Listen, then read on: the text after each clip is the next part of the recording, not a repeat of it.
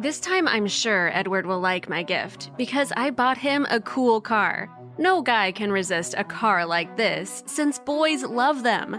The car was delivered straight to his house, while I was standing and waiting for him to come out, swallow his tongue, and then kiss me hard. Hey, my name is Sandra, and I spent a whole $1,000,000 on my crush, Edward. And do you know how he repaid me? You will soon find out. Things didn't go as planned. Well, yeah, Edward was shocked, but his reaction killed me. "When will you chill?" he frowned. "I wanted to please you," I smiled sweetly in response. "I don't even have a driving license. Why do I need a car?" "For the status. With this Porsche, you'll be the coolest guy in school." "Yes, especially when I crash it on the way because I can't drive." I didn't think about that at all when I was buying the car. What an idiot I am. I should have bought him a Swiss watch or a stormtrooper suit with a lightsaber. Oh, how hard it is to please Edward.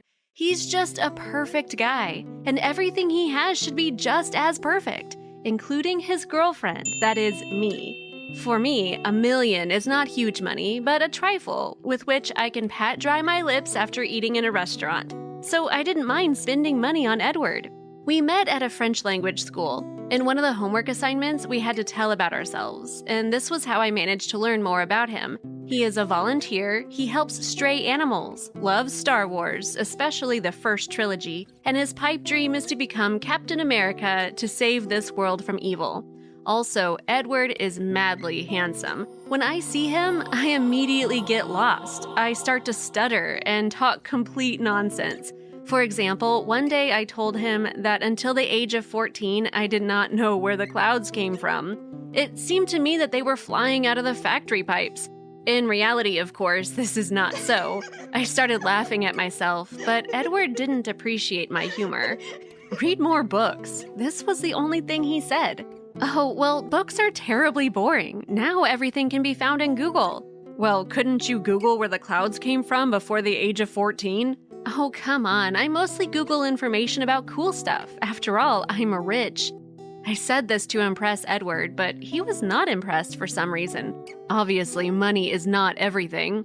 "That's a good joke," I laughed, thinking that he was joking and maybe even flirting with me.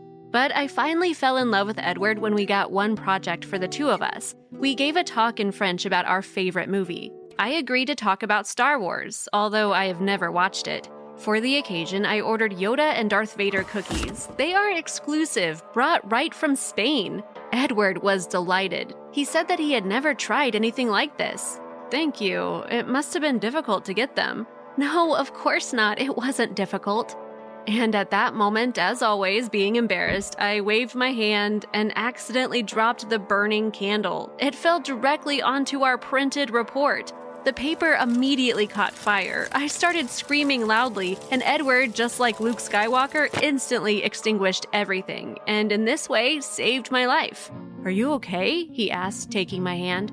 I was so freaked out, my heart almost stopped. I answered as plaintively as possible. "Well, okay," Edward hugged me while I melted in his arms like ice cream in the July heat.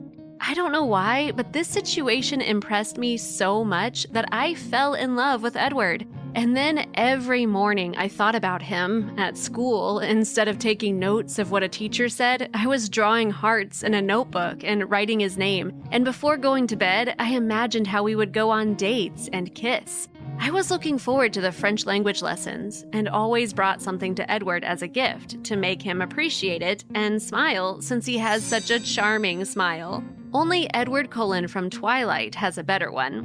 First, I gave him a rare baby Grog figurine that cost $10,000. Edward liked it, he took it, and what's more, hugged me as a token of gratitude.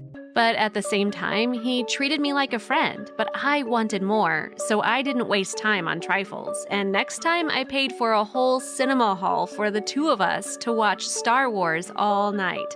I ordered a bunch of goodies and even invited Natalie Portman, paying her a huge pile of money since Edward really likes her character Padme. However, he was so interested in the film that he didn't pay attention to me and also said shh when I was trying to say something. And after the movie, Edward almost died of happiness when Natalie Portman appeared as Padme. He looked at her so lovingly that I was terribly jealous. If I hadn't invited her, he would surely look like that at me. Probably at that moment, I was not like a beautiful millionaire, but rather Palpatine, blazing with anger. But Natalie Portman is at least a beauty, unlike my friend Clover, who Edward truly fell in love with. Once Clover inflicted herself upon us to go out with us since she had argued with her parents, my friend is also a fan of the first Star Wars trilogy. Therefore, all the way, she and Edward were arguing who was cooler, the dark or light side. Well, you are dull, since on the light side, all they can do is sit and idle around, Clover said, and nudged Edward slightly. And you are just a nasty girl and Palpatine's flunky, he stuck out his tongue. If you show your tongue again, I'll bite it off. Oh, I'm so afraid, Tiny Tot, Edward burst out laughing. He was significantly taller than Clover. And as for me, I support the Ewoks, I intervened in their dispute. They suck, they said simultaneously. And I was so pissed off because of the fact that Edward paid more attention to Clover than me that I started being even more active. I began to shower him with expensive gifts, gave him the 5th PlayStation, invited him to dinner at an expensive restaurant, to which, by the way, he did not come because he was playing PlayStation with Clover, and also posted stories with her and even added hearts. What does he see in her? She is poor, wears ugly clothes, and is crazy about manga. And I'm so cool, interesting, and rich. And I sincerely love Edward, while he traded me for Clover. No, this will not work. I always get my way. When he once again came to the French lessons, there was no one in the classroom except me and the people wearing stormtrooper suits. The stormtroopers were holding candles, there were lobsters on the set table, and champagne. Everything was brought straight from France. I put on my beautiful red dress. What's going on here? Edward took a step back. I arranged a romantic dinner just for the two of us. Do you like it? This is of course cool, but I have a girlfriend. Edward had his back against the wall. She won't give you anything, and I will lay the whole world at your feet. For this, I have a whole bunch of money. I got as close as possible to Edward and tried to kiss him, but he pushed me away.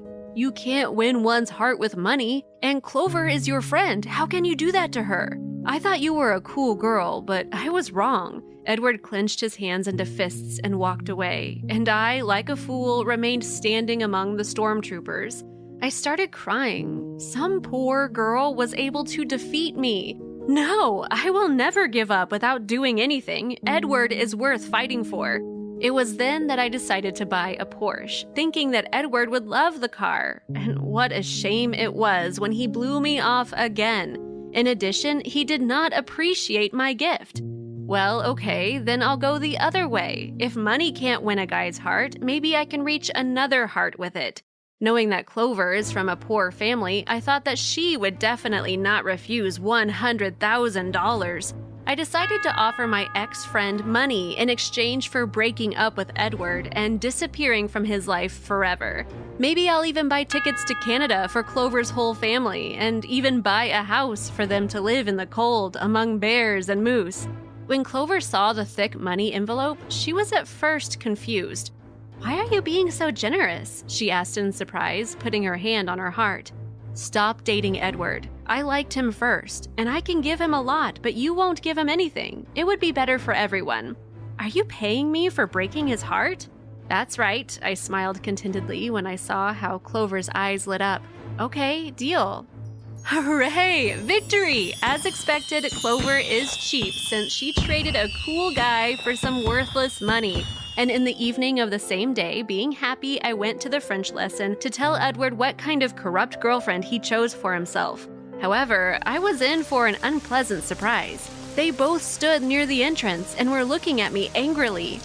"Did you really think that I would trade love for money?" Clover tossed the envelope with the money at me.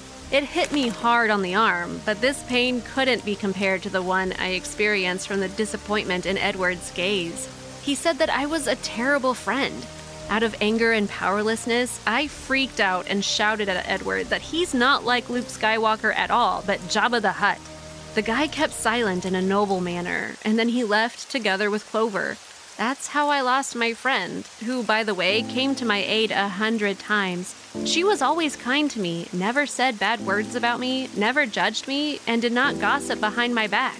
But I destroyed everything with my own hands and money, out of love for a guy who definitely fell in love with her for her endless kindness and care. I guess Edward was right when he said that a man's heart cannot be won by millions. And I realized this when I spent more than $1 million on winning it on my own.